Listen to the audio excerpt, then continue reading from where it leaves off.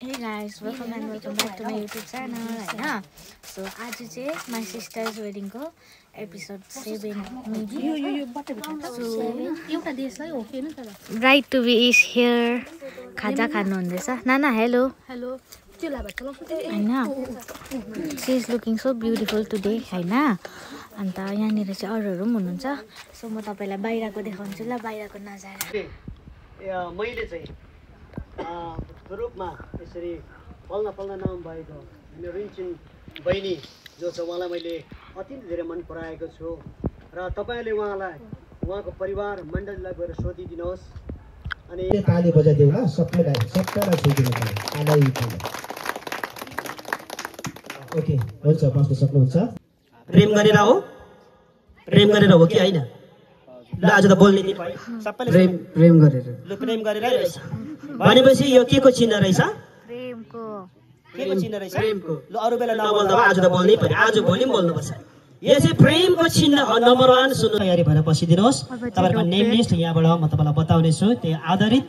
तपाईहरु अगाडि आइदिने बिस्तारैसँगले आइदिनुहोस् र हामी ढोकबेटको कार्यक्रममा हामी पछि जाने छौं यता ड्राइभिङ गर्नको आइजुलाई चिनाउनु पर्यो के पर्यो आशीर्वाद भनेपछि यसलाई उल्टा खोली बस्नु परेन किनभने जय तामाङ हो नि त ट्रेन रेडी ट्रेन काले दिदी हेनालाई ढोक्नु पर्यो मेरो बहिनी भनेर चिलाउनु पर्यो साली ढोक्नु पर्यो घोडा टेकेर ढोक्नु पर्यो दिदी हेनालाई आशीर्वाद दिनु पर्यो ढोक्नु पर्यो ल दिदी हेना एउटा साली ठीक छ ल तिम्रो लैजाऊ सबलाई हैन एकछिन के बहिनीकै अब बहिनी खालाउनुस् बहिनी खाऊ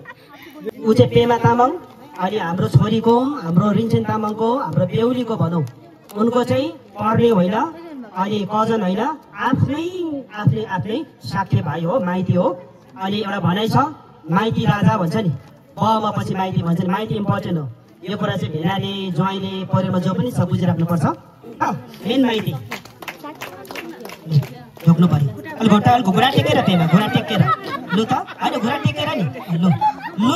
ताली बजाइदिउ त दिदी भेनालाई ढोकाइ चाहिँ यस्तो हो नि त ओ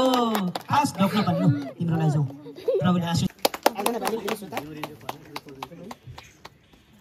हातमा दिनुहोस् हातमा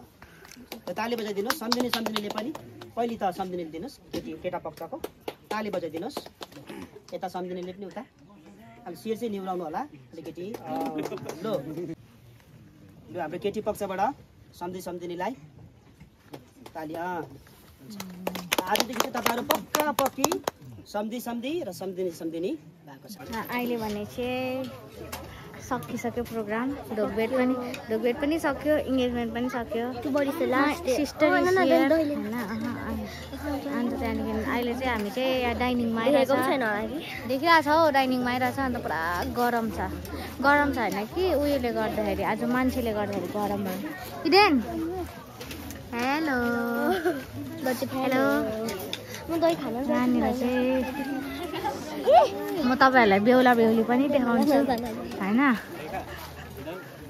अन्त हाम्रो कान्छा आखेले चाहिँ जन्तीहरूलाई पुरा स्याहार्नु हुँदैछ कान्छा आखेले कान्छा आखेले चाहिँ जन्तीहरूलाई पुरा स्याहार्नु हुँदैछ यहाँनिर चाहिँ बेहुला र बेहुली छ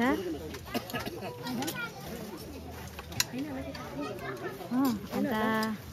यहाँनिर चाहिँ हाम्रोमा आनी माम अन्त माम हुनुहुन्छ अन्त यहाँ जन्तीहरू पनि छ अन्त यहाँ चाहिँ अहिले चाहिँ लन्च हुँदैछ लन्च सो अहिले चाहिँ मेरो अजी आउनु भएको छ अजी हेलो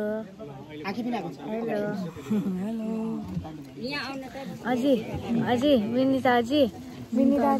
हेलो सो उहाँहरू चाहिँ मेरो अजीहरू अन्त एकजना अजी चाहिँ आउनु भएको छैन हेलो माइलेजु भाइ हेलो अन्त यहाँनिर चाहिँ मेरो पाजु हेलो भाइ